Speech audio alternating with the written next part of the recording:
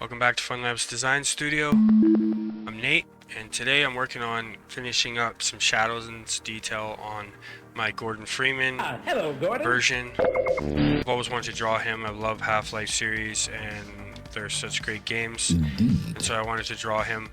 I'll show you. I used as reference material. I used this image from the first game series.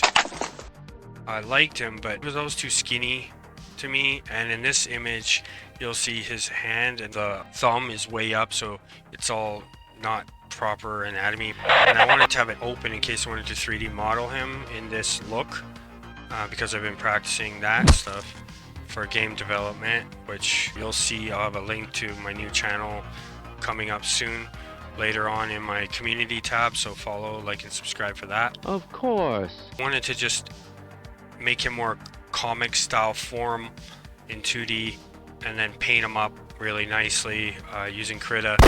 Drawing this while I was on the Discord chat talking to a few artists, and I was explaining to them that I've always wanted to create them, but I added detail and changed them. I didn't like the gloves that one had, so I changed the gloves, and then I just drew in the line texture detail. But now I'm going to go in and do the shadows based off the reference material, and then just clean up some of these lines.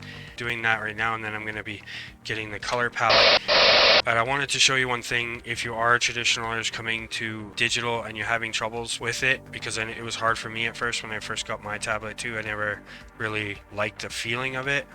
But you'll go and you'll select your brush here in the bottom corner, and so I just pick any brush for now, just a demonstration.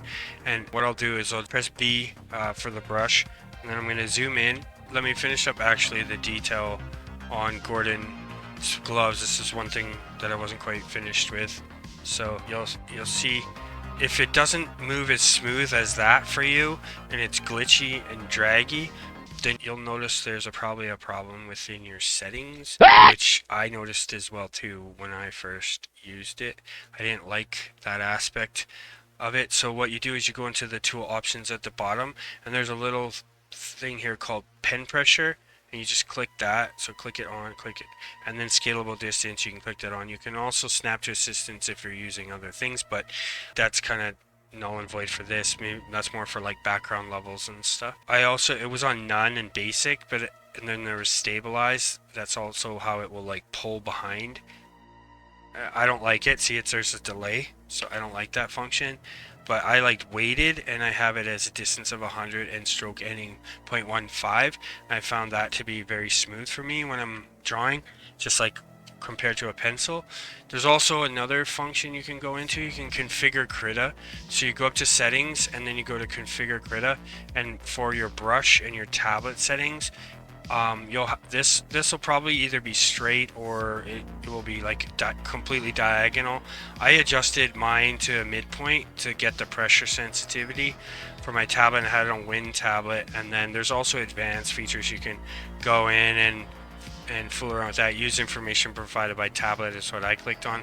Mine's a Hue on 1060 plus, the newer model. I really like it. You can open a tablet tester here and then just start. And that once I got it to that feeling where it was that consistent, then I liked it, and I just, okay, cool. So that's how I knew that it was working for me. I have my maximum brush speed at 30 pixels per millisecond, and my brush speed smooths 3 samples. And then I just clicked OK, and then now it works for me like perfectly.